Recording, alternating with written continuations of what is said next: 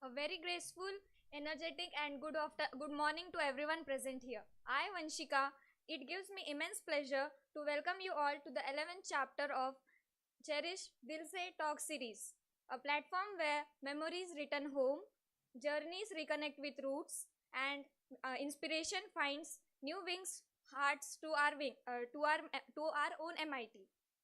Today, today's event is not just an event, it celebrates our perseverance, progress, and possibility. It's where past meets present and experience lights the way towards.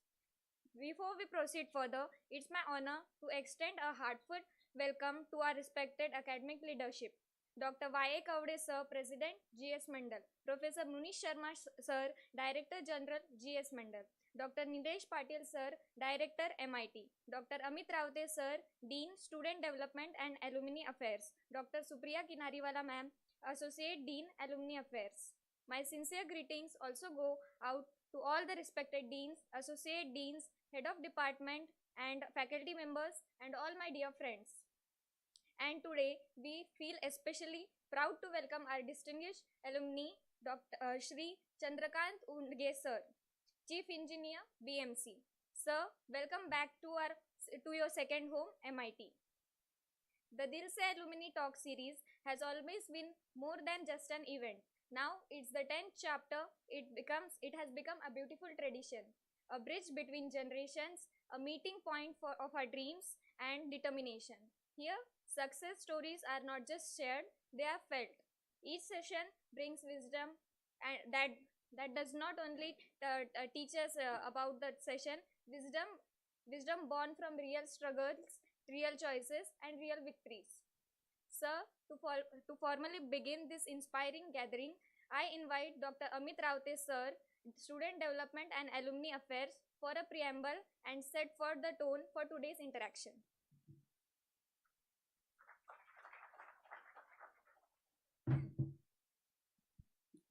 Good morning. Today's guest, not guest actually, today's speaker, the one who's very much MITian, Shri Chandrakant Undge sir, our beloved Director General, Professor Munish Sharma sir, our respected Director, Dr. Nilesh Patil sir, Mrs. Undge madam, Arun Dande sir, faculty members, dear friends. This is the 11th chapter, this is the 11th talk of the alumni talk series, to which we call as Dilse. And we have always believed that this communication is truly Dilse. We had been thinking a lot about what should be the name of the series, and then our beloved Director General suggested this name, Dilse series, because anybody who comes to this his alma mater, once again, after a few years, it's definitely a matter of pride for both the sides, for the speaker as well as the faculty members and students of MIT. So ultimately, whatever conversation goes on is definitely Dilse. Today's speaker, Mr. Chandrakant Undge sir, is a pass out of 1990 batch from civil engineering, and after that he has also worked for 4 years as a faculty member at MIT.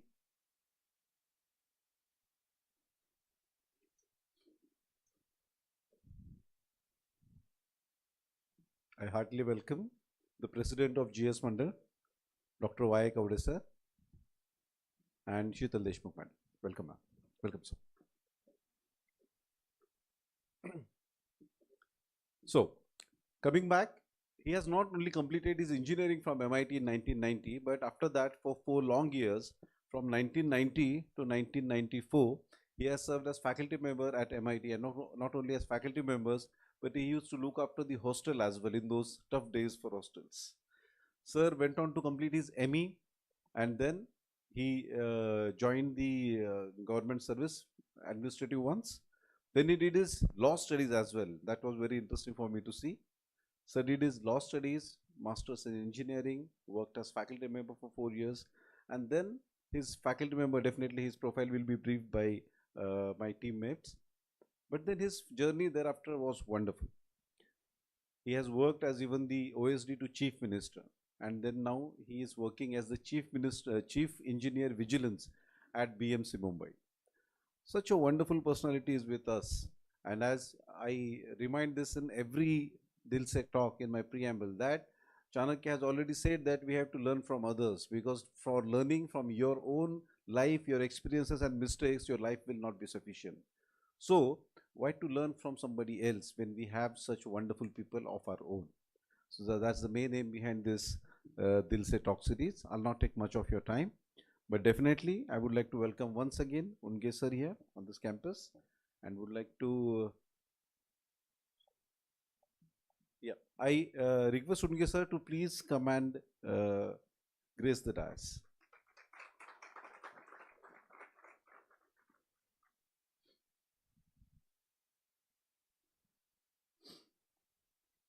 After we are going to definitely have a talk series here, but after this talk series, as sir is from civil engineering and I see many civil engineering students are also here, you will also get a chance to interact. So whenever when sir will deliver his life experience, it's not only about the career guidance or the some motivational talk. It's about how sir has come from a place in Kolhapur, and now he's working as chief engineer at BMC Mumbai. So sir is going to share his life experiences in 1 hour, and I request all the students to take minor notes of it. And whoever feels like will get again one more opportunity to interact with the sir in Arya Hall after the session is over. So I'll not take much of your time. I once again welcome you, sir. Welcome all of you, and take your leave. Thank you very much.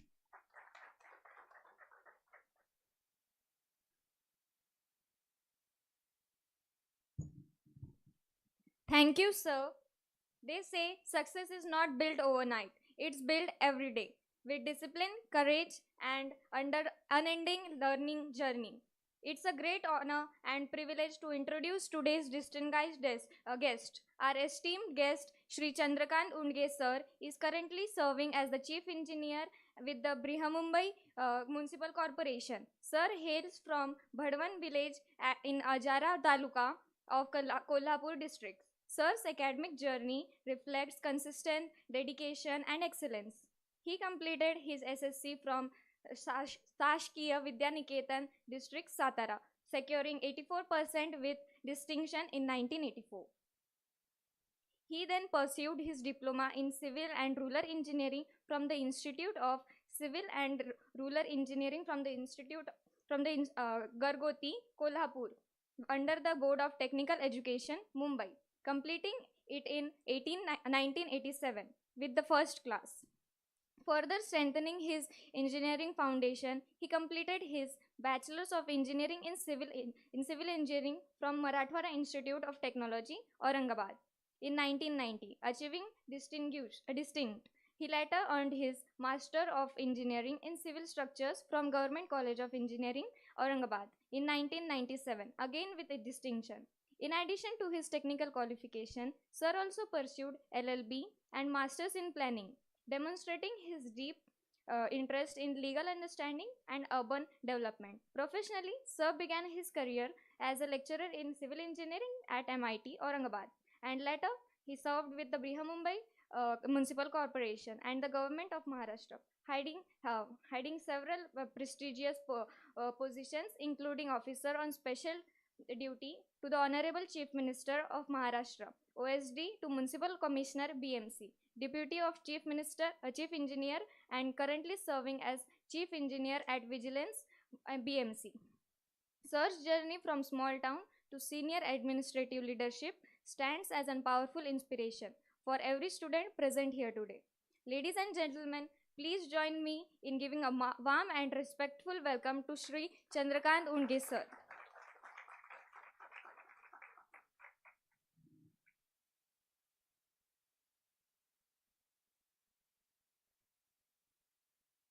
To honor our distinguished guest, I request Dr. Kavde Sir, President GS Mandal, and Professor Munish Sharma Sir, Director General GS Mandal, to kindly facilitate Sir Shri Chandrakant Undge Sir.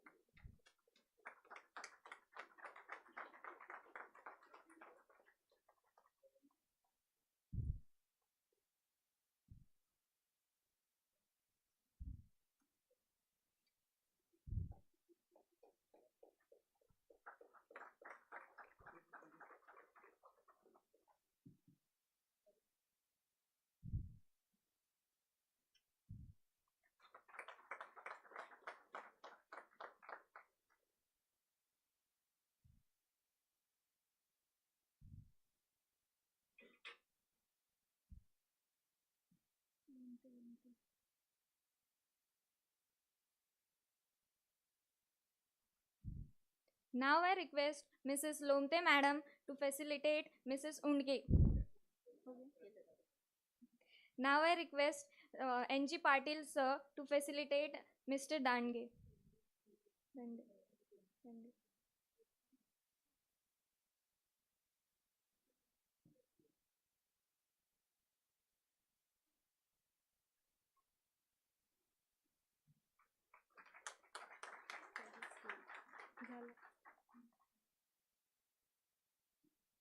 Sir, we are truly grateful to have you here with us today. Your journey stands as a powerful example for every student seated in this hall. We look forward to hearing your insights, your experience, and the lessons life has taught you along the way. With great respect, we invite to share your experience, insights, and life lessons with us.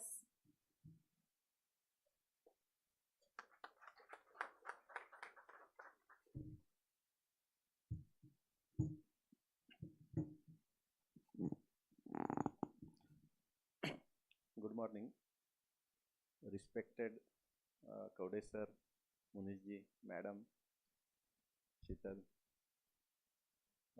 all the head of department, staff, and all the students. So today I am here standing in front of you.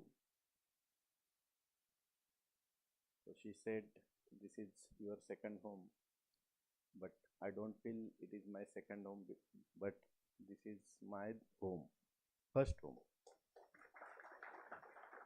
Because I am standing here in front of you, or I have come to this height, or I get opportunity to come here to address you or to talk with you, and I got the position today is only because of this institute. And more particularly, I very much blessed by Kaude sir. Otherwise, if in my life, if I don't meet with Mr. Kaude sir, then I would not come here, and definitely I would not be arrived, or I would not be get this position in my life or my career, and of course I will not be here today. My journey starts from the point where I come to here for taking admission in MIT in long back in 1987. Actually, there was no reason to come here for the purpose of study in 1987 when I was having my native in Kolhapur district, which is much far, 500 kilometers away from this place.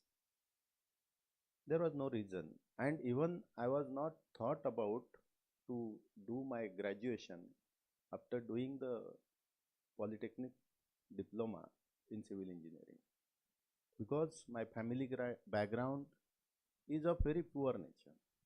All the members of my family or in the relatives were all illiterate. Nobody was literate and nobody was educated much. So nobody was there to guide regarding the education and the career. I was studied primary school in my village. It's a very small village, and in the fourth standard, when I got the scholarship exam passed, then I got selected in the taking admission in the government public school, which is called Shaskiya Vidyaniketan. There are five Shaskiya Vidyaniketan. At that time, it was a very courageous institute because it was available to the students from the rural areas who are having the merits. The similar institute is also there in Aurangabad also, Samajinagar. Shaskiya Vidyaniketan Aurangabad is for the Marathwada region.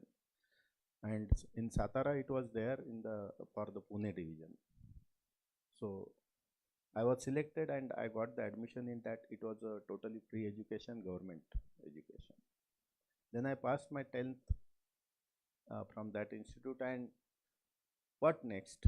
So obviously uh, I was unaware about the future. So somebody told that there was a nearby institute of Polytechnic just 25 kilometers away from my village. So somebody guided and I took admission there. I passed my diploma. Then after that, I was searching for a job because obviously it was not in a position to do further studies because of financial positions. So I was searching. So how to search that? I was staying in the village. So I was to read the newspaper. It was not come to my home, but I has to go to somewhere.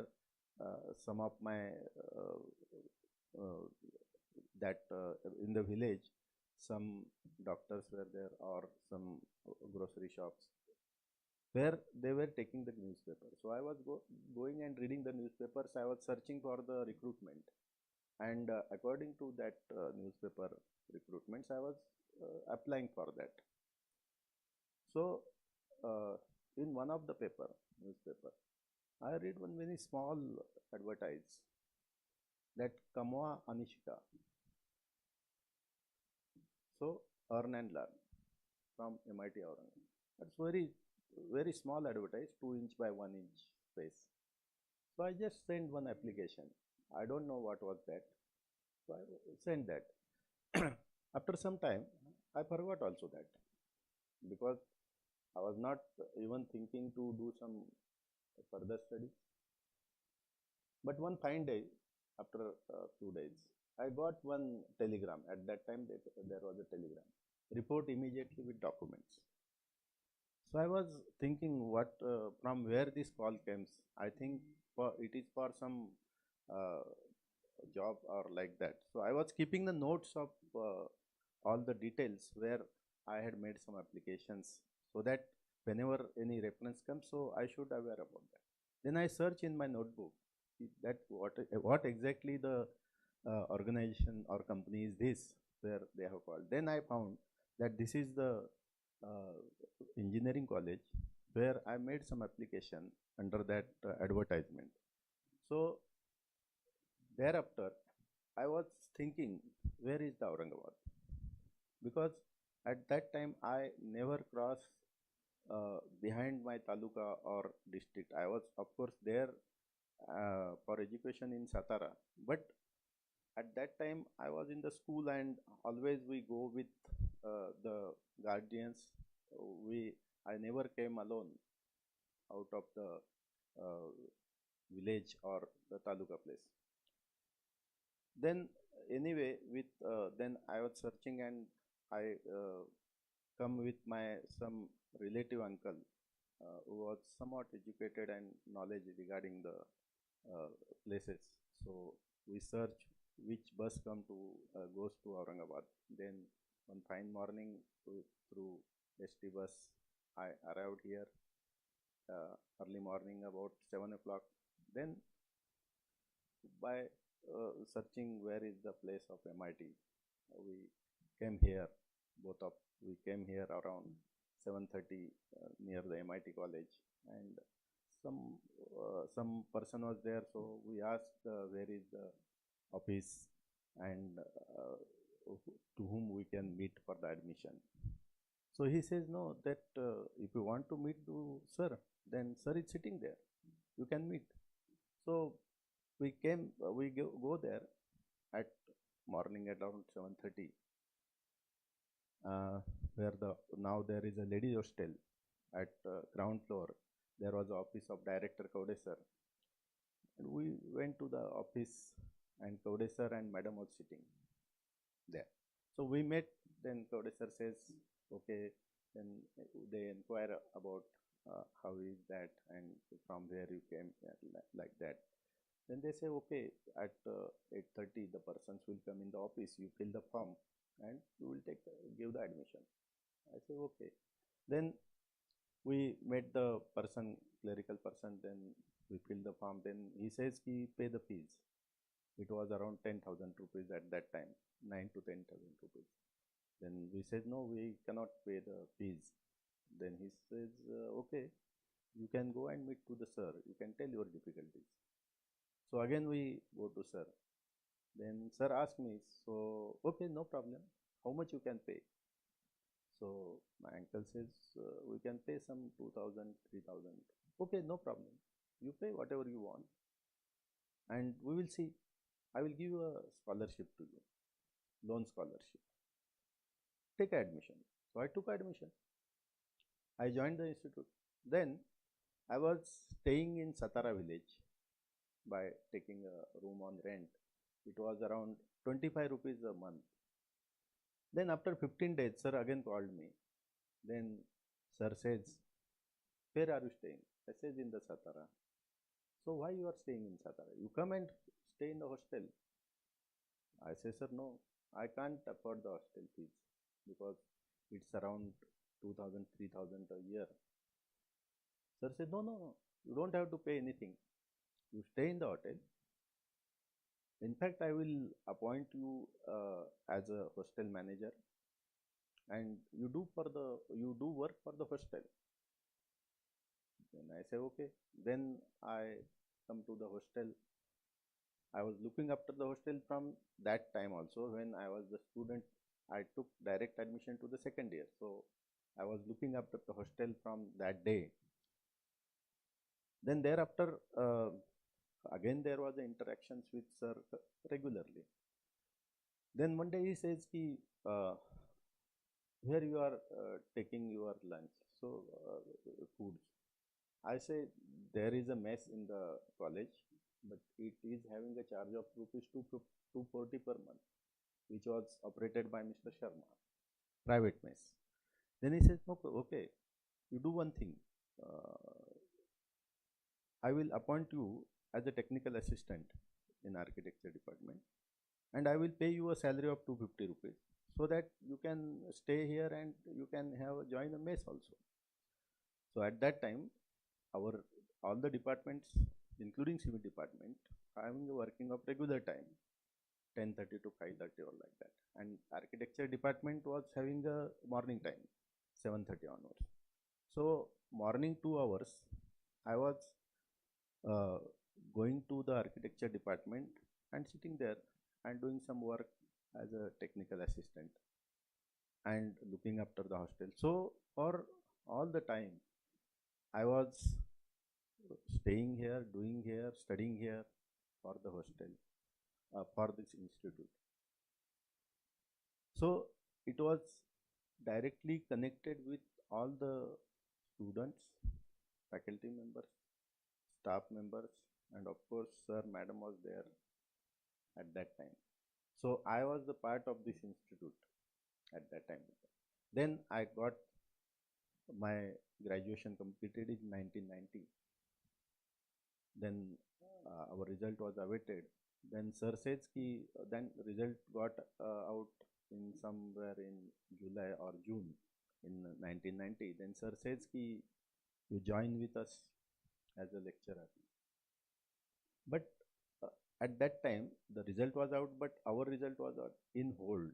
because of some reason. Because I will tell the reason that at that time, earlier in the civil department, the branch was civil construction. And when we came to the final year, it was changed to the civil. So there was option given by the university to us. You can either continue as a civil construction or you can change or switch over to the civil. But there was some subject were different in civil and civil construction. So they were given us the option that if you want to go to the civil in the final year, then you have to give some additional subjects of civil, which were there in the third year for civil. And there were some options, some two subjects were there, which we already covered in third year, which was in the fourth year of civil. So the question was, university was saying the two subjects which you have already given, examined and resulted, that will be given to the given option to you, and you will not be allowed to appear again because that marks will be carried forward to you. The dispute was the students were saying we were there in the third year when we attempted that subjects and we were not so much serious regarding that subject, so we are not ranked much more marks in that, so we want to reappear again that. So university was saying ki, no, once you have already appeared, so you will not allowed to appear again. So finally at the time of exam they were allowed to appear, but result was in kept hold. But at that time, sir asked me to join the college. Then I said that our result is on hold. Then sir says, what's the issue? Then I said, then at that time, Principal Baheti sir were there. Then sir asked Baheti sir to look into that. So I said, sir, I don't have any problem because in that two subject, I have a very good marks, more than 80 or 85. So even they are carrying forward, even I have not attempted that subject also as per the university direction, and I am ready to have carry forward of that mark. Then Bhaiti sir, okay, I will go out to the university and take your result. So on the same day, Bhaiti sir went to university. Then principal himself took my mark sheet and gave me that.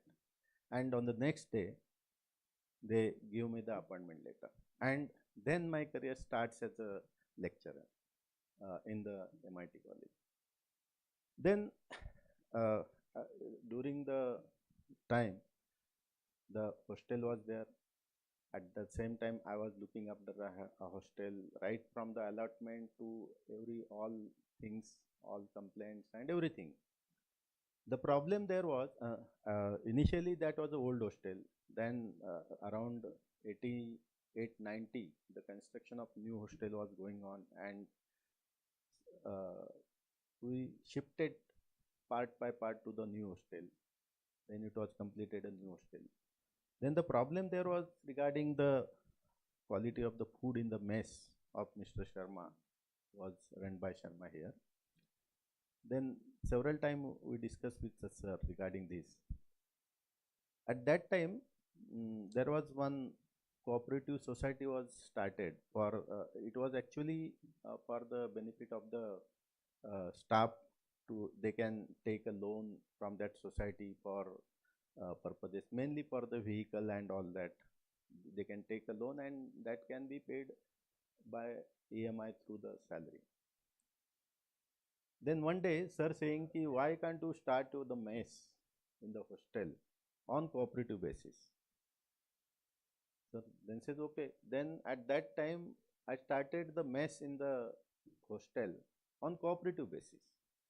It was totally operated by the students on cooperation with no profit, no loss.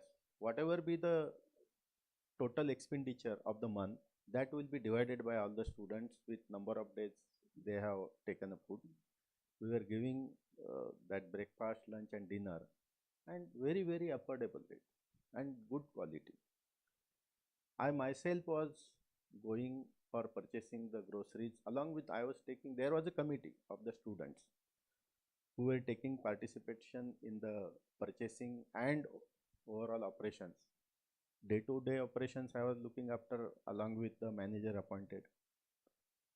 And for purchasing I was personally going to Monda area once in a month for grocery along with taking some students, and for vegetables twice in a week, Thursday and Sunday. I was personally going in early in the morning around 6 o'clock from wholesale market and bringing the vegetables. Then we started the mess in the ladies hostel also, same mess. So this was the time and this was the memories of the institute. So much of the uh, so many incidences. So I learned in the life that whenever you get the opportunity, you should grab it for the good purposes. So it will give you the benefit. So I was never thought that I would be taken a degree or having a graduation in the my life in the civil engineering, but due to Gaude sir, it was possible. Then after I learned very much from this institute also, and that's why in my life, very some people's they are the I say adarsha idols in my life, and at the top of these persons is Mr. Kaudesh sir, because because if he was not there in my life, I would not be here. Then in 1993 around, there was some advertisement in the for the recruitment of BMCs.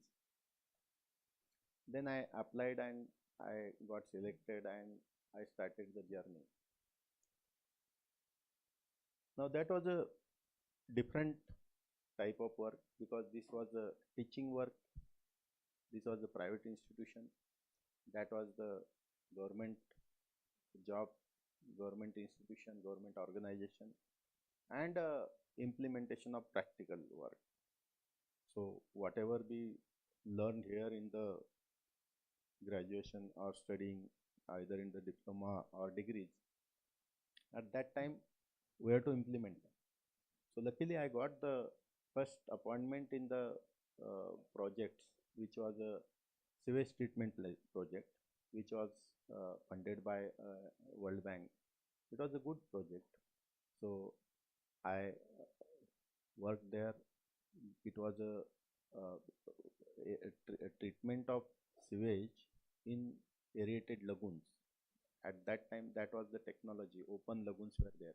Now that technology is outdated. Civil students must be aware about that. Now that technology is outdated and new STPs are there.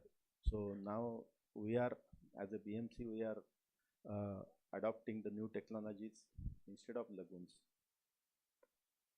So this next phase of my career starts when I joined to the corporation. Now BMC is a large organization, is very old organization. It is established in 1888 and it is the largest corporation in the Asia. Our financial budget is around 75,000 crore of a year. You can imagine, for example, if you compare, you are aware about this, some Chhatrapati Sambhajinagar is also having a corporation, municipal corporation, similar to us. So this Chhatrapati Sambhajinagar, you are aware about the scope of the city, size of the city. The budget of this Chhatrapati Sambhajinagar corporation is around 1500 crores a year. Ours is around 75,000 crore a year. So it is around 50 times more than this city. So you can imagine the nature and quantum of the work. We are having a area of 475 square kilometer of the city. There is no scope for expansion because you might have visited the Mumbai city and you might be aware the geographical location of the city of Mumbai and corporation limits. So it starts from the sea, that's Gateway of India or Marine Drive, and towards north, that corporation ends where the Vashi starts, Vashi Creek. on one side, then there is a Mulund Thana on middle side, and then Borivali on the other, that towards Gujarat side. So there is no scope for expansion, but day by day that population is going on increasing, and we have to serve for the population within that congested area. So lot of challenges are there to create the infrastructure, because Mumbai is a financial capital of Mumbai, and it is a international city, international important city, and it's very very important city in of our country. So there are so many departments in our organization, like water supplies major department, then road constructions, then drainage, that is called sewerage. Sewerage department is one department, then sewerage operation is a different department, then solid waste management is there, then bridges department is different. Then the main important is a development plan, who makes a plan for the city. So initially for few years I worked in the infrastructure project department. I told that in a sewerage project department. Then I worked in the construction of roads, asphalt roads, concrete roads. Whenever we have to construct a road in the Mumbai city, it's very difficult and very challenges, because all the utilities are all the underground. So if you dig a road, there are so many utilities underground: water supply lines, sewerage lines, stormwater drain lines. In Mumbai, the stormwater drain lines are underground. Either normally in any city, when the rainwater falls, then that is collected and disposed through a open drains. But in the Mumbai city area, in Mumbai there are two parts. One is the city area called original city, that starts from the Kulaba up to Kurla or Bandra, and beyond that it is called suburbs. So suburban area starts from there. So in the city area, the stormwater drains are enclosed, that is underground. In suburbs, it is somewhere it is open and somewhere it is enclosed. So that drain lines are there. So three drain lines, then electricity cable, telephone cables, all these, so many utilities. So it is very difficult to do the work in that area, in the roads, because of after digging that, so many utilities will be exposed. So that was the department. The most important another department is the water supply department, because we don't have any water source available near Mumbai city. We are bringing water from 100 kilometers away. We have 7 dams of our own: Tansa, Vaitarna, Madhya Vaitarna, then Bhatsa, Modak Sagar is a specific dam, which all these dams are built by the municipal corporation, all 7 dams, from where the water is supplied, drinking water is supplied. And Mumbai is the only city, I will say that Mumbai is the only city where we are supplying uninterrupted water supply. Not a single day you will find that there is no water. Might be due to some reason, due to some leakages or water, it may short of water, but it will be never a single day that there is no water. It is impossible, because if there is no water, what person can do in the Mumbai city? Nowhere it is there, no source. You cannot dig a bore because it is a sea surrounding.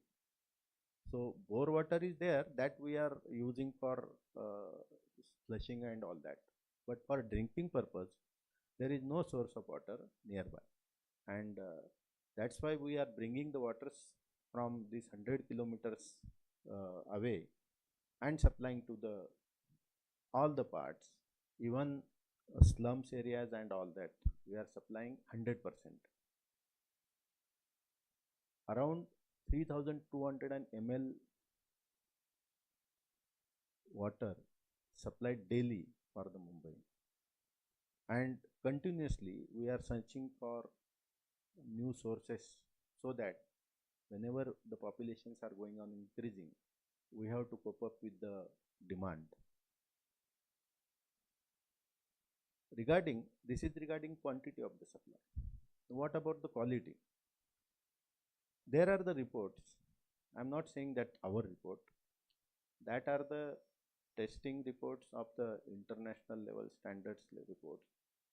Our quality of water is better than this quality of water.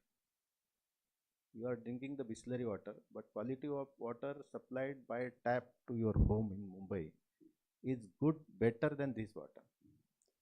So bringing that water from 100 kilometers away, we are giving treatment to that water and distribution system to the home, and the last point, that is at the home, you are getting the quality of this water. So in Mumbai, whenever you go, then you can drink a water which is supplied by BMC in any hotel or anywhere. If you go, don't ask for any Bisleri water. You say give your regular water. No harm. It is very, very safe for drinking. So this is that is one of the important department. Then, as I told, the development plan department. Development plan means what? For any city, we have to plan for the growth of the city and development of the city, because city where the persons are living. So for the people, we have to provide the services, infrastructure and facilities. And day by day, the population going on increasing, cities are expanding. Of course, for Mumbai there is no scope, but normally, just like Chhatrapati Sambhajinagar, the expansion is going on. So for that purpose, you have to plan the city for infrastructure, services, amenities, facilities, schools, hospitals, everything. So that plan has to be made. So why it is the requirement of doing this plan? You might be heard about, there is a provision of a law. There is one act called MRTP Act, Maharashtra Regional and Town Planning Act, 1966. So what this act says, that for every city there must be a development plan prepared by a local body and to be implemented. And further, that development plan has to be revised for every 20 years. Now, see why Maharashtra state is progressive in the country. You all aware, Maharashtra state is the leading or progressive in the city. Now, normally in the governance, there are so many departments, just like this urban development, agriculture, education, health, so many departments are there. Out of that, urban development is the most important department, because every great growth of all the cities and the areas is to be managed and implemented under the urban development. Now, you might not be aware, but Maharashtra is the first state who enacted this act of MRTP, Maharashtra Regional and Town Planning Act. This is the first act. It is enacted by Maharashtra, then enacted by Gujarat and other cities. According to that act, every city has to prepare and implement a development plan. So, for Mumbai, it was the first development plan prepared in 1967. Then it was revised in 1991. Then the third revision was in 2018. So now the 2018 development plan is going on. Similarly, every city has to prepare a development plan. Now, this is regarding cities where there is a local body like corporation, Nagar Palika, Nagar Panchayat. But if there is no any local body, then what about that areas? Rural areas, basically. Rural areas, there is a organization of Gram Panchayat. But beyond Gram Panchayat limits, there is a agricultural land or forest or whatever it may be. So that area is also having a plan which is called a regional plan. So if you take a whole area of Maharashtra, then every inch of the land is covered by a planning. Either it will be under DP, development plan, if there is a city, or beyond city it will be a RP, regional plan. So that is why the act called Maharashtra Regional and Town Planning Act. So that is covered. Now initially some of the major cities like Mumbai, Pune, Thane, Sambhajinagar, Chhatrapati Sambhajinagar, all these major cities and major corporations prepared the development plans and start implementing. But smaller cities, they were never prepared and implemented the development plan. But in the recent past year, when I remember when I was there in the Chief Minister office, then we took a drive that every city and every region must have a development plan, because earlier, though there is a provision in the act, it was not implemented for all the cities. But now, after taking drive at that time, now I will say that in Maharashtra state, there is a development plan of 100% all the cities and 100% all the region. So Maharashtra is the first state and the only state, not only the first, is the only state who is covered a development plan, prepared a development for all the cities and all the regional plans. Not a single state other than Maharashtra have a development plan for all the cities. They have in north, there are very few cities having a development plan, not even a 20% or 15%. So Maharashtra is the only state. Like a regulations, now for regulating the development, there is a regulation called Development Control Regulations. Now it is called Development Control and Promotions Regulations. Earlier, these regulations were individual for all individual cities. Now, when I was there in the Chief Minister's office, that also we were reviewed, and we says instead of making a regulation for individual regulations for each city, why can't you make a single regulation to all the Maharashtra states? And that initiative started at that time, and you might be aware in 2020, when I was there again in the Urban Development Department. At that time, I was actively participated in that. We sanctioned and published a single DCPR for whole of the Maharashtra, which is called UDCPR, Unified Development and Control and Promotion Regulations of 2020, except Mumbai, because Mumbai has having a unique characteristics, so it cannot be clubbed with the other cities, and that's why now in the Maharashtra there are only two DCPRs. One is for Mumbai and one is rest of Maharashtra except Mumbai. So that is regarding the development plan. So I come across with this department when I got an opportunity to work in the building permission department in 2008. So from 2008 to 2012, I was working as an assistant engineer in the building permissions department, where we have to give the development permissions for the individual buildings and others. So it's also very important department, because everything we have to look into regulations, you have to check the development plans, you have to check. Now, in the meantime, when I was working in sewerage project department, as I told you, it was a very big project, and whenever there is a big project in, particularly in civil works, there is always a disputes with the contractors, and at that time there were arbitrations. So in this also there were arbitrations going on. So arbitration is a legal proceedings. So I have to face very uh, meetings of that arbitrations with the councils and arbitrators.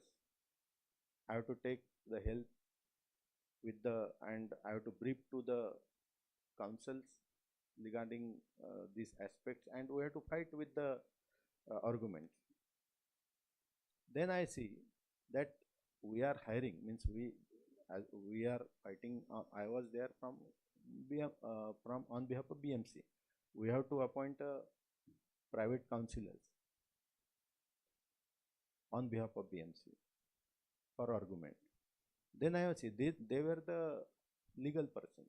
Then I see that I think they are the legal persons. I am the technical person, because I have to brief him everything, technical points to him, and again sometimes he was not technical. So if there is any technical point in the meeting, again I have to talk regarding technical issues. So half a time I was arguing except legal point. Then I thought, why should I not do the legal also? Actually, I was thinking for legal knowledge from the beginning also. But at that time, I decided that I will do a law.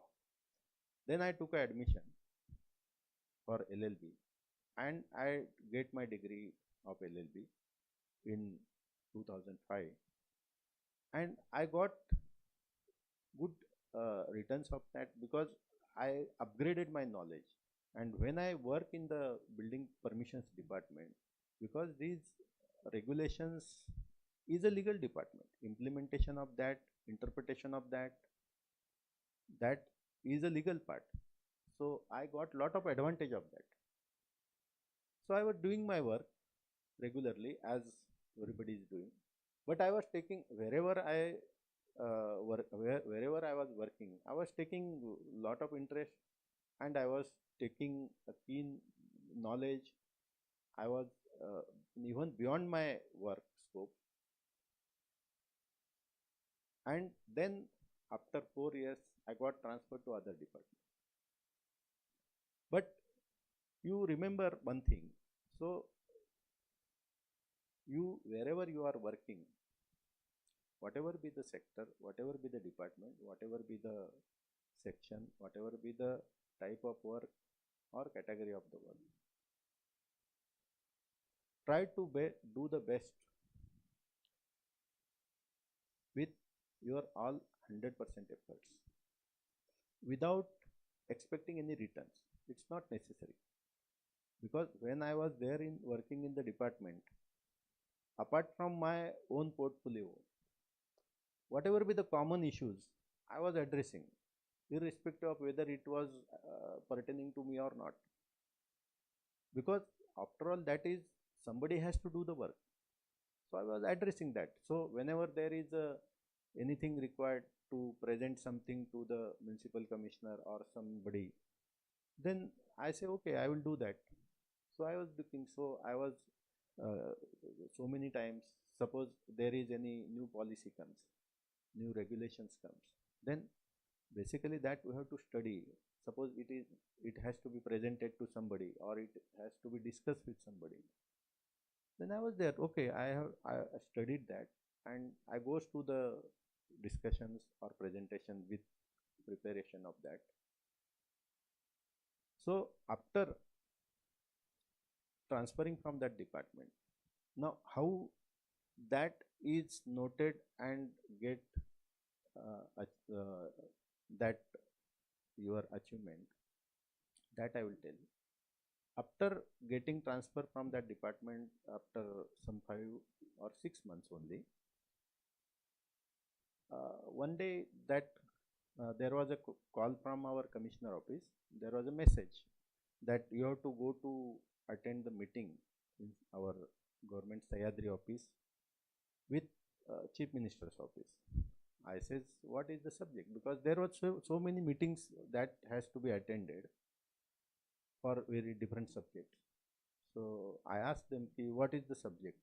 They say the subject I don't know, but they says ki you have to attend the meeting with the chief minister's office. That's okay. I thought some presentation or like that, some subject would be there because I was doing recently some 2-3 presentations. So I got, I took my, that was on the pen drive. I was in the office. So I took that pen drive, I took a laptop from my office and I went there to the chief minister's office at Sahyadri.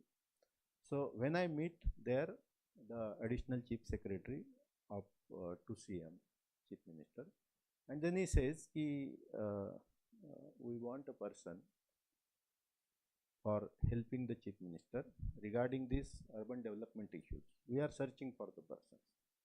So I got a reference of you. So how that reference got, I don't know. But they says, because this is a big organization, so many people are there, so many persons are there. But he says, I got your reference and this is the type of work he explained. So you think about that, either you are ready to do the work. I say, okay, I don't have any problem. So then I joined the chief minister's office. And when the chief minister was Prithviraj Chavan.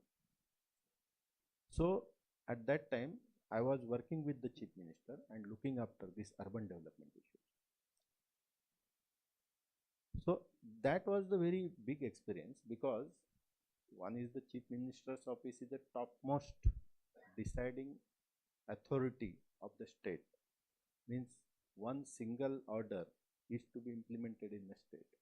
So at that time, while discussing with the additional chief secretary, Mr. Ashish Kumar Singh, he says, see, now you was working in the organization of BMC, you have to work here. Two things you have to be kept in the mind. First and the most important is, there is no scope for mistake. Now you are working in the organization of BMC as one of the officer. So there might be any mistakes, errors that are tolerable because mistakes are bound to be happen from the officers and it is unavoidable. But the requirement of this office is 100% accuracy because you have to give consultation to the chief minister. Chief minister is not the expert person in this field, but you are the expert person in this field. So whatever you will say, that will be the opinion of the chief minister. So if your advice is incorrect, then chief minister's statement will be incorrect and that will be affected on the whole state. That's very important. And another thing is that you are to be work with the chief minister. You can't say, if he asks anything at any time, you can't say, I am not aware, I have to see, I have to read, I have to check. No. It is expected that you must aware all the things, all the provisions, all the policies. If you ask at any time, any moment, and really at that time, there I was just like I was on duty for 24 hours. So even I was sleeping in the night, my diary and phone always 24 hours with me. And he was to call at any time, even in the night at 3 o'clock or 4 o'clock. Many times there was a call at midnight, 3 o'clock, 4 o'clock, and he was asking, what is the provision regarding this? What about this file of Jalna? What is the matter of the Jalna file? So I have to answer that at that time when I was sleeping and just awaking. So that was the requirement of that post. So I did my work as per their expectation, and normally you are aware that urban development department is the most important, most sensitive department, and always because of this nature, that is having a portfolio kept by chief minister only. So, but during the tenure of Prithviraj Chauhan, I say that there is never a controversy in that department. Now also, he always says he was such a person that he was very studious. We were sitting in the nights always because they were having to handle so many departments and so many subjects. But this was the most important subject, so he always tell that we'll sit in the night. So after finishing all the works, after completing all the appointments and all the meetings, after having a dinner in night after 11 or 11:30, 12, then we were sitting up to the in the night up to 3, 4, 5 o'clock. The whole night we were sitting and discussing the policies, discussing the files, and all that thing. Very good administrator, very good, having a command in the knowledge, and very nice experience. Once I asked them, because this was their routine, they were always having a work. Either there was either I was present or not present, but just I told you that sometimes when I was not there, he was to call at 2 o'clock in the night, 3 o'clock in the night. So every day he was working up to a late night, 2 o'clock, 3 o'clock, 4 o'clock. So once I told, sir, when you are sleeping, because in the morning 9 o'clock he has to come to the office, because chief minister's program starts early at 9 o'clock sharp. They have a police briefing. So whatever is going in the state, that DG of the police has to come to the residence and he has to brief regarding what is the situation of land order, anything happens, and whatever that. This is the first program in the chief minister's day. So he has to come to the office in early in the around 8:30 or 9. So he says and we were aware, then even after finishing the meeting at 4 o'clock in the morning, he has to go to the bungalow in his room. Then he has to check letters, what letters they have to come. He read the letter sometime and then he go to sleep. And I asked him, sir, when you get sleep, because you are working for 4 o'clock or 5 o'clock, you are again coming back at 9 o'clock. Then he said one incident. It's very important. He says, when I was in BITS Pilani, he was graduated from BITS Pilani. So when he was in BITS Pilani, so he says I was having having a habit of taking a notes in the college. So I used to use the notes of my friends always. So I never took a notes. So says he was staying in the hostel. So then how to study? Then he says all the roommates who is taking a notes, when they slept at 11 o'clock or 12 o'clock, then he took a notes of them. Then he's studying till the time they awake, about 4 o'clock or 5 o'clock. So that was a habit from that time, that he was studying between this period. And he says then that is continued till. So I have a habit that he has to work up to 4 o'clock, and 3 hours or 4 hours sleep is more than sufficient. So this is one small incident, but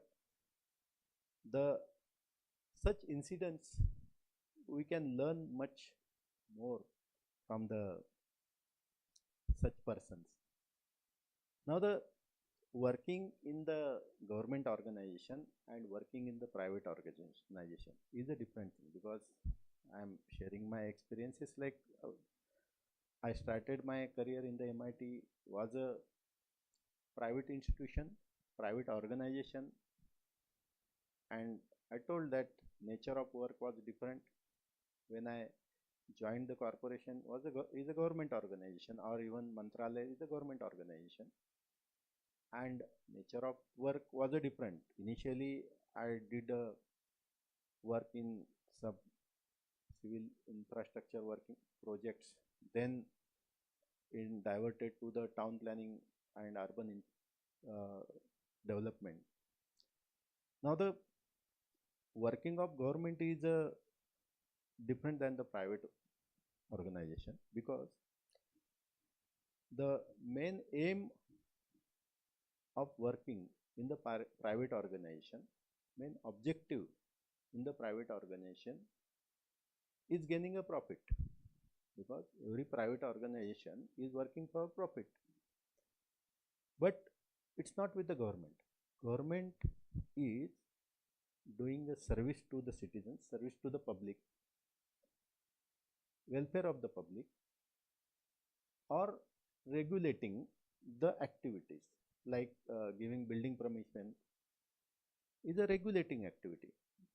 Issuing a driving license is a regulating activity, like that, issuing various certificates. So there is no profit making aspects in the government organizations.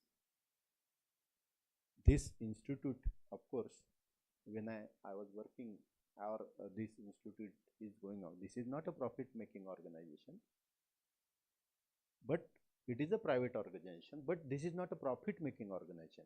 One incident I will tell you regarding, I remember, profit making organization and this educational institute.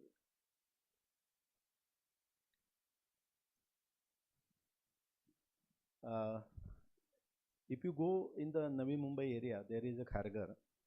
If you pass through the highway, there is one medical college called DG Paul Foundation, DG Paul Medical Institute and Hospital. So Mr. Paul is, we are parichit, we are aware about them. So once he was telling one incident. You know Mr. Sharad Pawar, he is a Baramatikar. He was an ex-chief minister, and he was minister in the center also, having a important portfolio. Now Mr. Sharad Pawar is such a politician, very few politicians, who always meet to the general public also, without any reason. There is no required that, or there must be any reference like that. You can go and meet to him just casually. So when he was in a Delhi as a Minister of Agriculture, Mr. Paul says he went to Delhi for some work. Then he think, okay, just go and meet to Mr. Sharad Pawar. Then he call whether he is available. He says available, you can come and meet. So he went to meet him. Then he goes, meet him, discuss what he is doing. He says, I am having a medical college, having a hospital, this institute, that institute. He is running that institute. Oh, you are doing a good job. General discussions he asked regarding. Then after that discussions of these 5 minutes, what you are doing and all that things, Mr. Sharad Pawar asked him, मग तुमचा पोटापाण्याचा व्यवसाय काय? You mean what you are doing for your livelihood? Because Mr. Paul says, I didn't get the question, didn't understand what he was asking. He says, I am busy in this, and I am running the college and hospitals, medical college, I am doing this. The meaning and interpretation of that statement of Mr. Sharad Pawar was that what you are doing is not a profit-making organization. Running a college, medical college, or institutes is not a profit-making. This is a social work, social type work. You are serving to the public. This is not a profit-making. You have to do something for profit-making. Means you have to do some for your livelihood. This is not the organization, or this is not a business. Medical institution or any engineering college or any school or any hospital, it is not a business.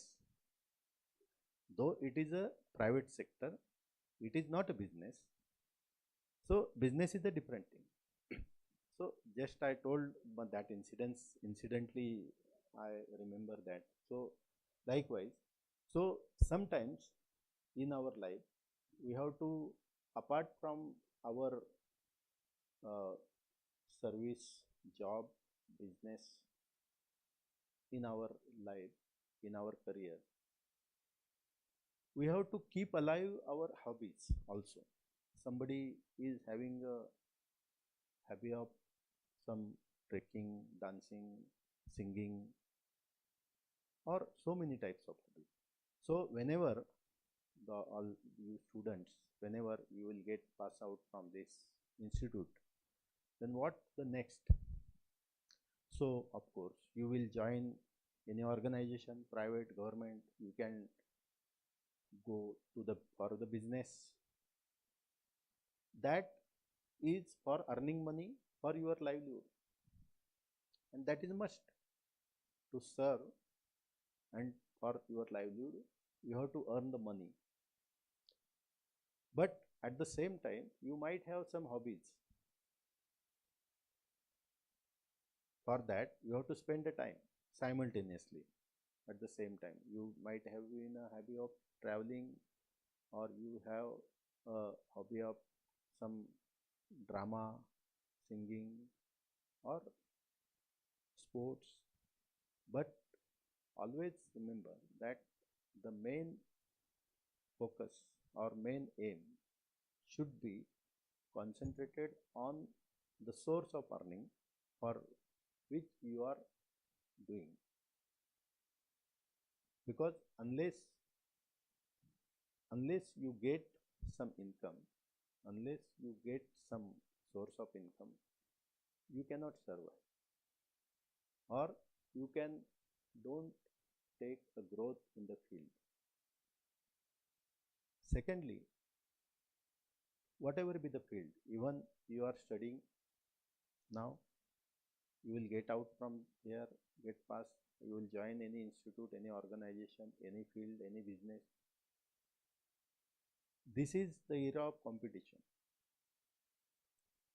So during the current time, in this age of competition, you have to compete with so many others. Means you are the students of engineering. There are so many engineering students are passing out every year. They are also searching for the opportunities of service, business, etc. So lot of competition is there. So for serving in that, or after getting a job, or after joining any business or any organization, or even after studying now,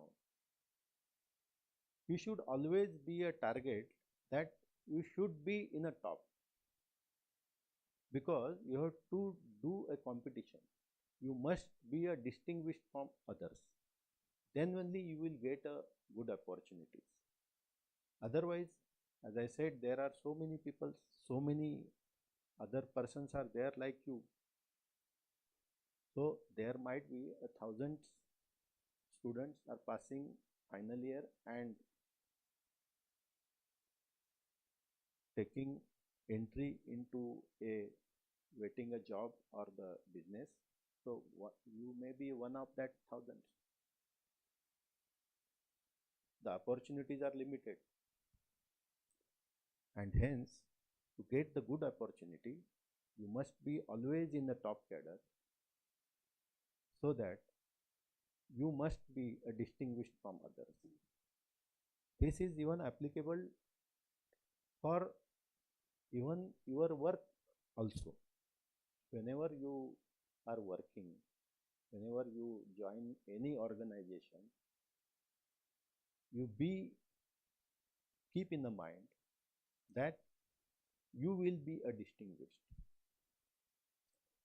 Then only you will get the opportunity. you will get the opportunity definitely. In everybody has always get the opportunities, but after getting the opportunity, you must have to grab that opportunity to get your growth or get your progress. Otherwise, if you fail to get the opportunity, you convert the opportunity into a progress, then it would be difficult. And that is what I was saying you, that you focus, you do a best in your career, you keep a aim, whatever be your field, but you do a best, do a focus with your aim. I have to do the best. See, I did my uh, post graduation from here, Government College of Engineering, Aurangabad at that time. Then I got that was available opportunity, so I get it done. So then I said I did my law graduation because I was interested, and even it was the, I feel that it is the requirement. That was not the requirement of our organization, but it was my requirement. Now there is a difference between your requirement and organization's requirement. Wherever you are working, if you feel that you want to become a valuable person in the organization, then it is not the thing that you have to do a good job, you have to be a sincere, you have to be a prompt. No, it's not like that. Keep in the mind, you might be doing your good things, you might be a sincere, everything, but you think from the organization point of view, whichever be the organization, even private, government, anything. You are the one of the person or one of the element of the organization. In that organization, there might be a number of people.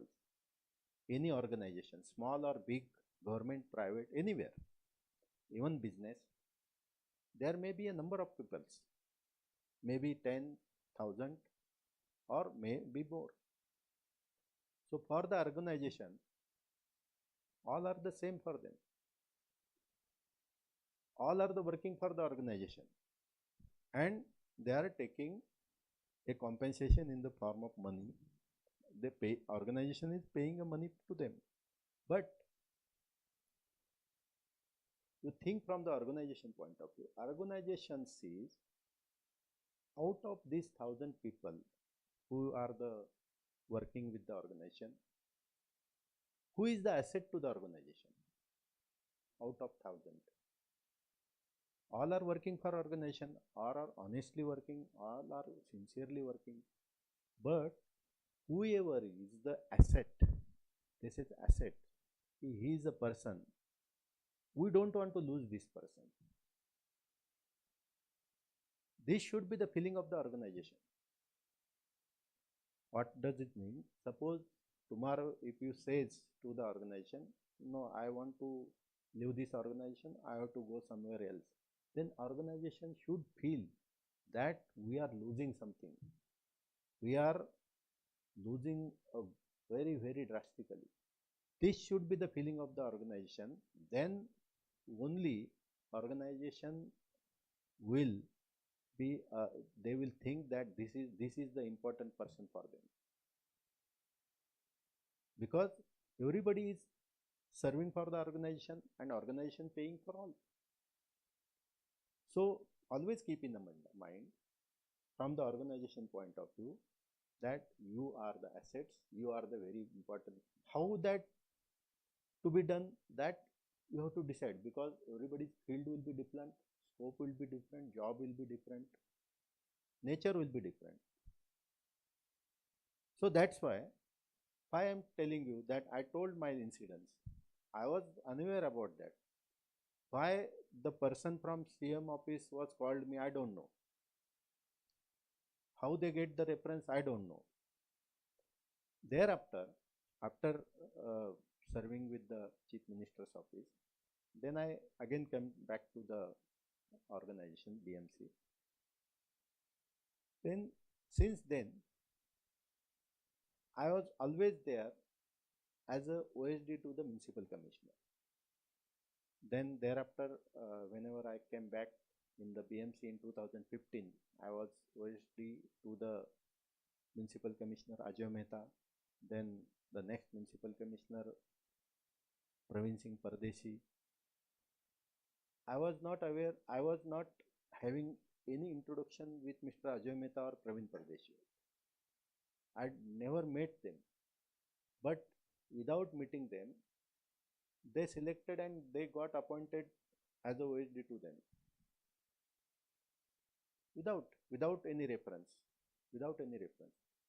So, of course, they might be felt that their requirement will be fulfilled if they appoint or if they choose that person. So that is the opportunity. So that might be the opportunity if selected by the one municipal commissioner. But then again, I am continuing servicing with all the municipal commissioners thereafter. Even when Mr. Praveen Pardeshi, municipal commissioner, got transferred into Mantralaya, he again requested me, can I request one thing?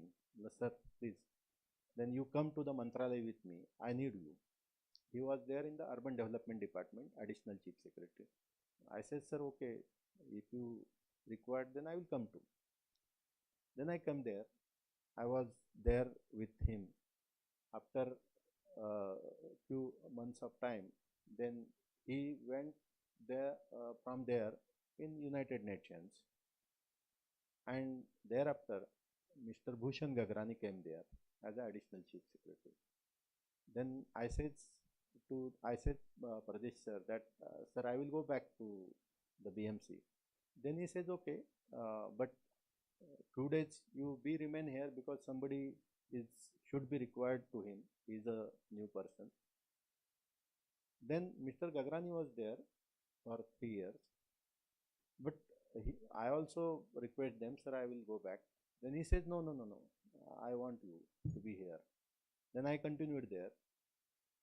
Then after his transfer, I came back again to the BMC. And again, he came to BMC as a municipal commissioner now, and he is a municipal commissioner. So again, I has to work with him right now as a OSD to municipal commissioner. Now, regarding, I was telling regarding the various organizations in the BMC, as I told that so many departments are there. We have 30 wards, means geographical areas, where all the services to the citizens are provided through that office, everything. So it's a big organization. Every ward itself is a big office. Everything is to be served from there for that particular area. Apart from that, there are the central departments like roads, bridges, water supply department, water supply projects department is a different, sewerage department is there, then sewerage projects department is a different, like sewerage operation department is a different. So many departments are there. Now, I am the chief engineer of vigilance department. So BMC is having a department of vigilance. So what is the nature of work of this vigilance? You might not be aware about this concept of this vigilance. So as I told that BMC is having budgetary provisions of around 75,000 crore a year. So we are spending a lot of money to various works, various agencies, various contractors, so many things, right from cleaning of roads, cutting of trees, construction activities, all roads, bridges, tunnels, water supply, so many things that are to be implemented through the private agencies and other agencies. Now we have implemented for the purpose of this accounting. We are all doing this accounting payments, all these are SAP system. You might be aware about SAP system. So every rupees earning or spending by BMC is through a SAP system. So every payment is to be made through a SAP system. Now what we do, every payment made by BMC through a SAP system, that the notification means when you generate a purchase order, it's called a PO, generate a PO, that notifications comes to me. So who is paying to whom and how much amount. And all these payments are under scanner. I have to check the correctness of the payment regarding quality and quantity of all the works. Of course, there are categorizations. For example, in a huge budget and huge expenditure and huge spending of money, every payment and every work, it's not possible to visualize vigilant for all the works, because that departments are certifying that work and paying thereafter, verifying, certifying, and then they are paying, the departments are paying. But we have to keep vigilance on all these activities, whether they are correctly paying for the quantity or correctly observing the qualities. So every purchase, even purchasing the things to the hospitals, schools, we are running so many hospitals, so many schools, we are supplying, taking the items, we are having the stores and implementing the construction works and all that things. So everything that comes to the notification to us, wherever their payments are going on. So I have to check randomly. When that randomization comes up to the 10 lakhs, only 10% of that randomly selected. Then up to 25%, that 50% are selected. And beyond 50 lakhs, it is 100% selected. And in construction activities, it is selected for 2 times in a tenure. One at the time of 50% completion and after that one. So that are selected randomly, and we have to keep in vigilance on these items, whether the works are going on correctly or not, whether the quantity mentioned for payment is correct or not, quality is mentioned in the correct one. So all the departments are comes under the vigilance department. We have a separate department, is separated from all the departments. So we keep vigilance on all the departments. So this is the department is working for the benefit and on behalf of the BMC, and keep watching on our all departments, all internet departments, whether they are correctly executing the work, correctly verifying, certifying the works of all the agencies, and the payment whatever be making the BMC is a correct quantities and qualities. So that is the type of and nature of this vigilance department. Is a very important department, because of this every department is aware that if anything wrong, then that will be catched by the vigilance department, and they will never do that. So sometimes if they make a mistake, then definitely we catch that. If there is a mistake in the quantity or quality, then we catch that. Then we make them a fine or penalty, make their inquiries and all that things. So this is like the department is like a CCTV cameras. So you are doing the work, you are doing everything at your own.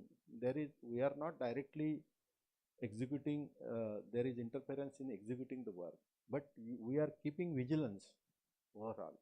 Whenever we find that there is anything is wrong, then we catch it. So that's why it is a very important because it's overall keeping the good for the organization. So this is all about the journey of my life.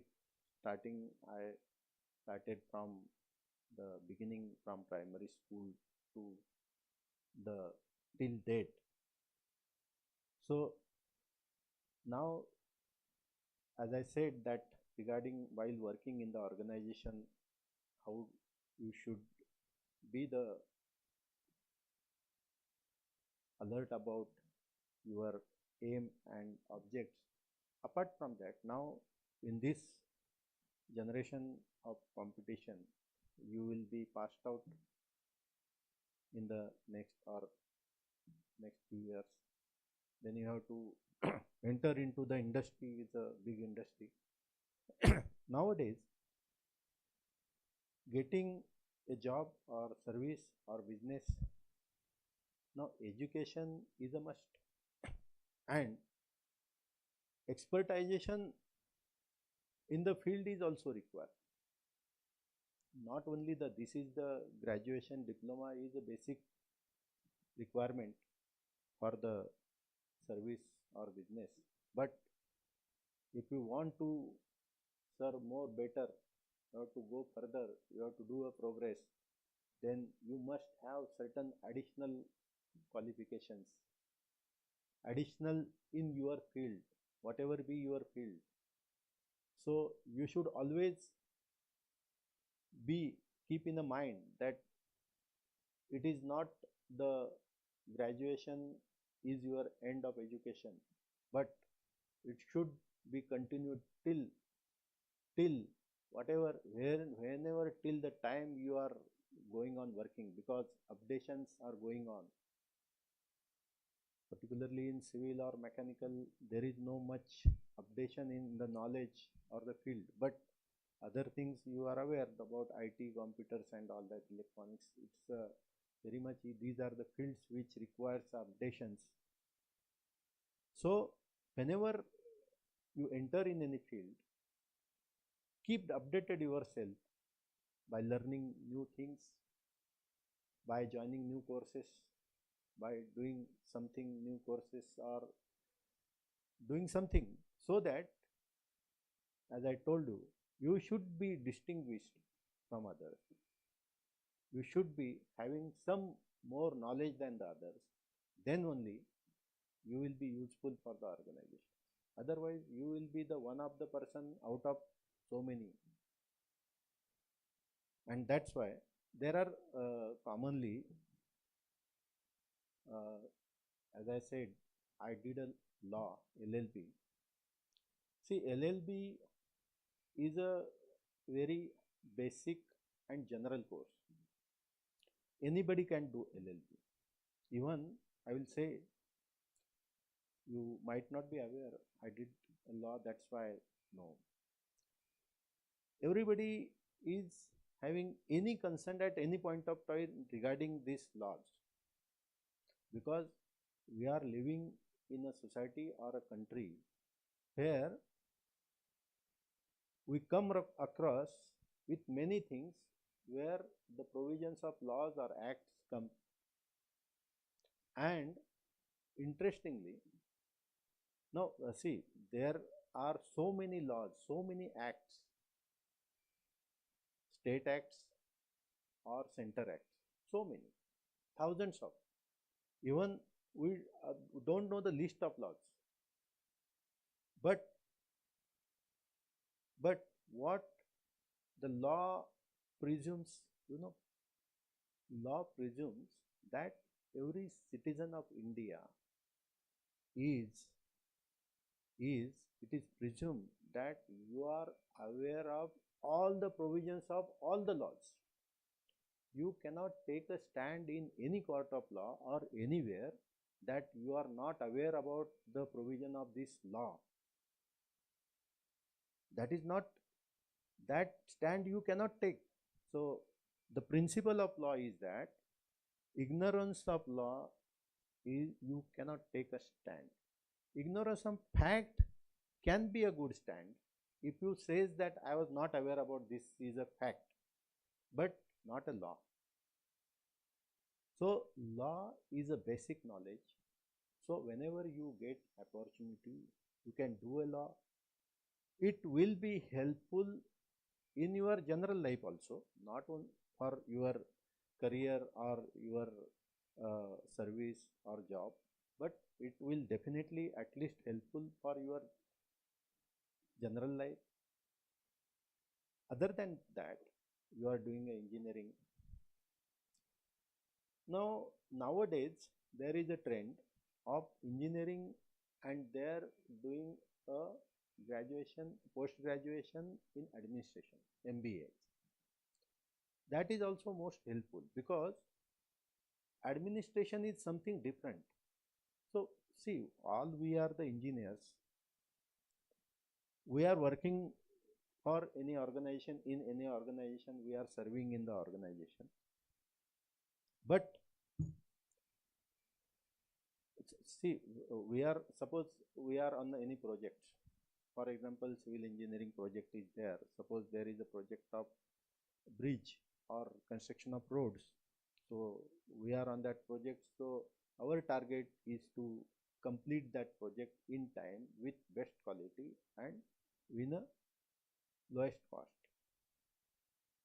Now, the person who is from administration thinks in different way. His thinking is a different. He is thinking from administration point of view. I will tell one example. What is, how is the thinking of general person and a person who is did a MBA or from an organization. Suppose a person who joined the organization at the age of 25 or 30, he is serving in the organization up to 58, 60, 65. So that person will be a senior most person in the organization, most valuable person in the organization, and most expensive person for the organization, because his salaries will go on increasing. Suppose he has started from 10,000 rupees. So at the age of 60, he might be having taking a salary of 3 lakh rupees, for example. Now, the person from administration who did the MBA, what he will think? He is a person, I am paying him 3 lakhs rupees. Now, he learned the graduation or knowledge long back, 30 years or 40 years back. There are persons available who are passed out recently, because our career syllabus is keep on changing, updating. So he is having a latest knowledge. And if I keep him, instead of this one person paying a 3 lakhs rupees, I can keep a 2 or 3 person paying a 50,000 rupees. They will do a good job. They are having a more efficiency than him. He is having a 60 years age. These persons, if I keep a two or three persons, they will be more efficient and having a lesser cost. So this is the one example I am telling you. So the thinking is a different. We never think like that. In a way, the person from administration thinks. So that's why you can think over that. If you get an opportunity, you can do a graduation, post-graduation in management. It will be a good opportunity to you, because management will open to you so many fields. After engineering, if you do a management, you will have a opportunity, so many fields, so many things. Other than also regarding to your field or related to your nature of the work, there may be so many opportunities. So you will be get the knowledge regarding that only. So these are my suggestions. You can think over that. So this is all about my journey of my life. I'm very happy to share with you. If you get something, if you get some advantage from this, I will be happy. to that point. So I am very, very thankful for calling me here, for sharing my experiences and felicitating me. And I am very thankful to Kaude sir, Madam, Munish. Munish is my student. I taught him actually. So, so, so I am very happy that I am standing here and addressing you once again. Very, very thank you.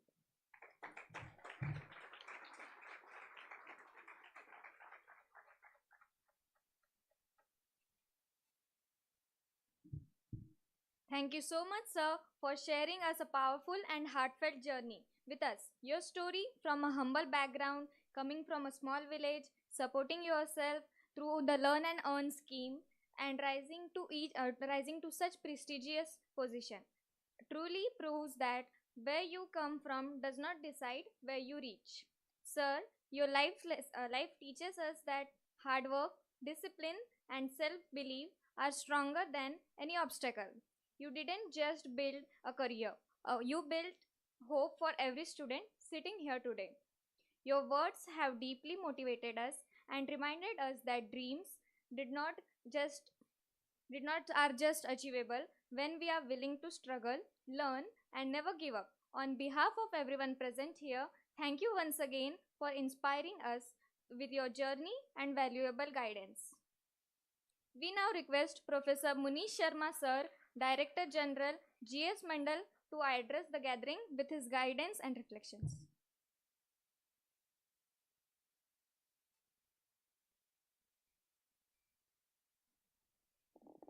Good morning, friends.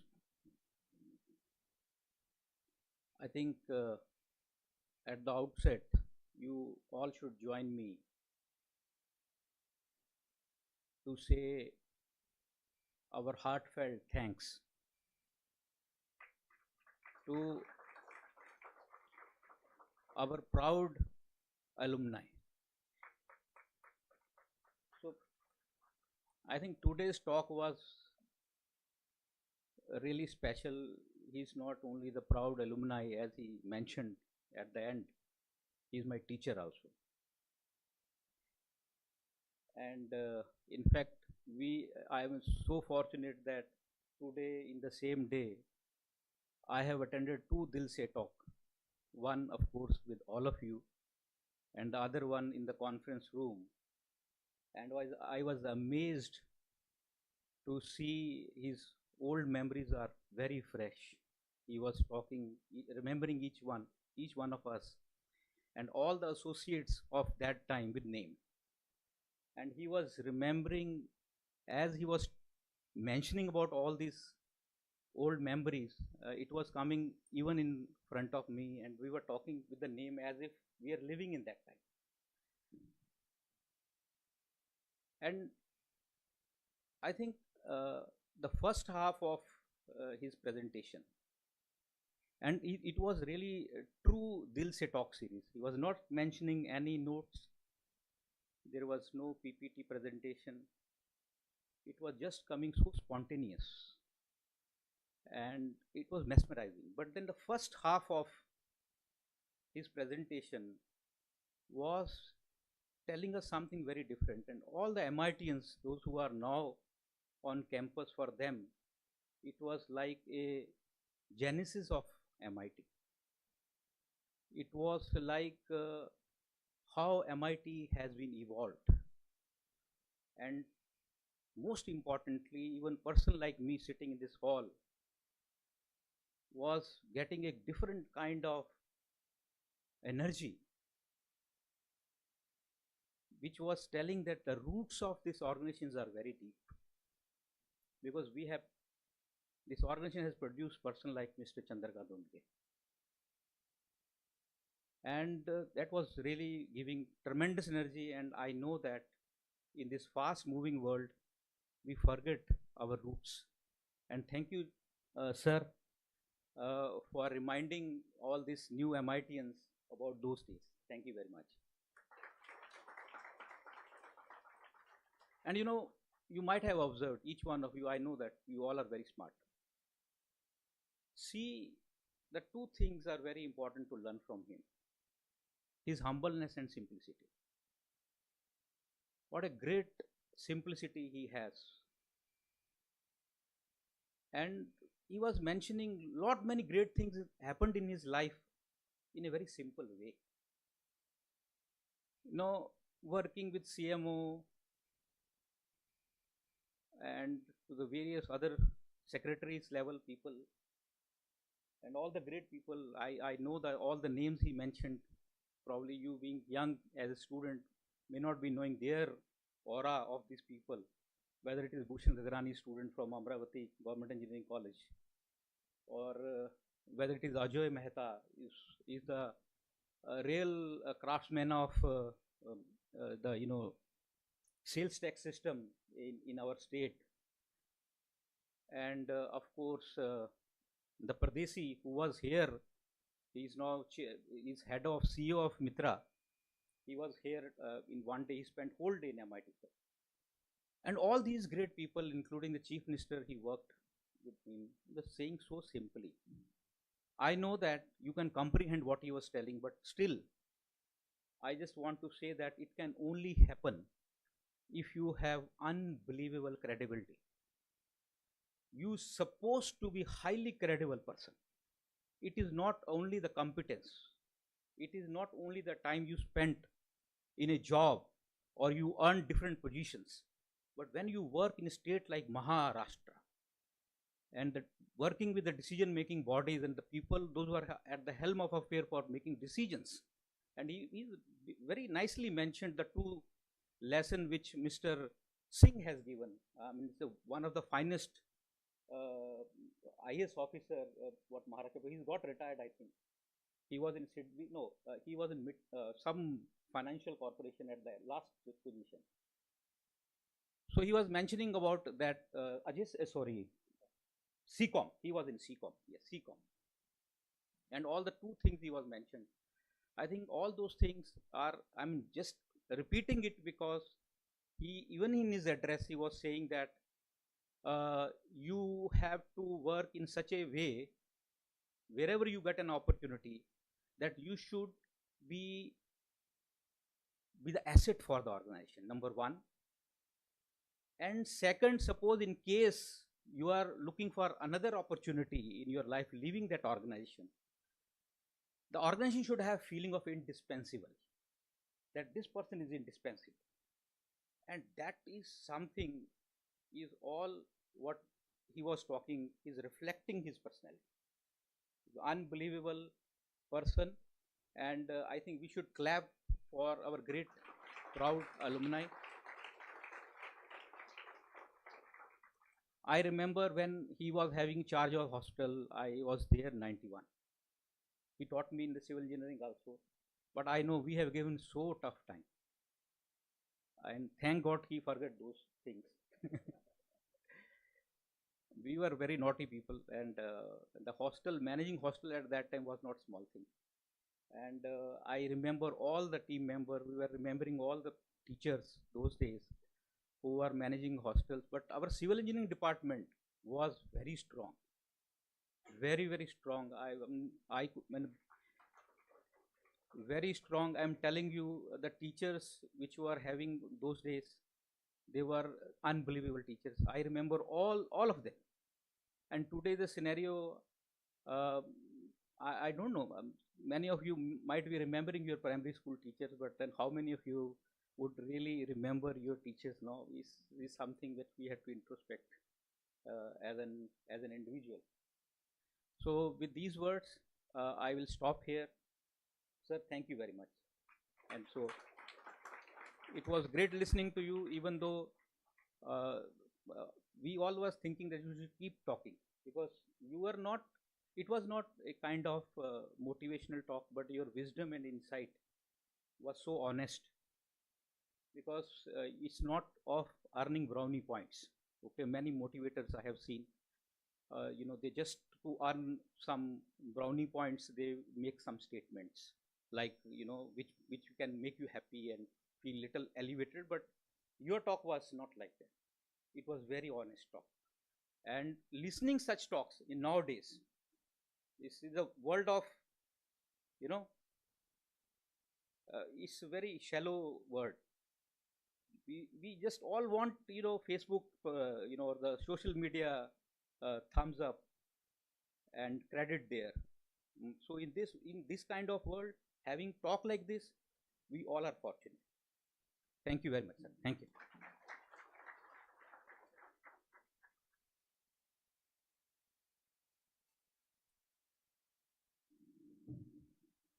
As we now come to the end of this inspiring session, I would like to sincerely thank all of those who made this event a memorable one.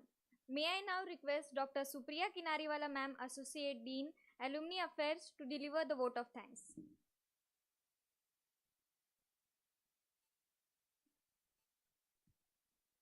Good afternoon to one and all present here.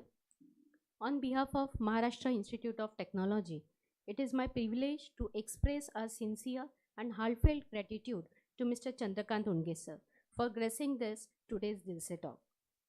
Despite his extremely busy schedule, he graciously accepted our invitation and we are truly honored by his presence among us. Sir, the way you shared your journey and achievements has truly motivated and touched everyone present here. Through your experiences and life lessons, you have given us valuable learning about perseverance, perfection in work, and leading a meaningful life. We are extremely grateful to you for sparing your valuable time and making this session so meaningful and memorable for all of us. I also thank to Unge Madam and Dande sir for your presence.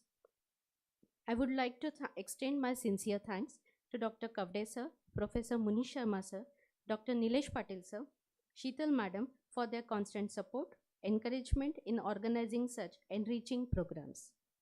Thanks to Amit Raute sir for timely guidance. I thanks to organizing team for their dedication, efforts for making this program a success.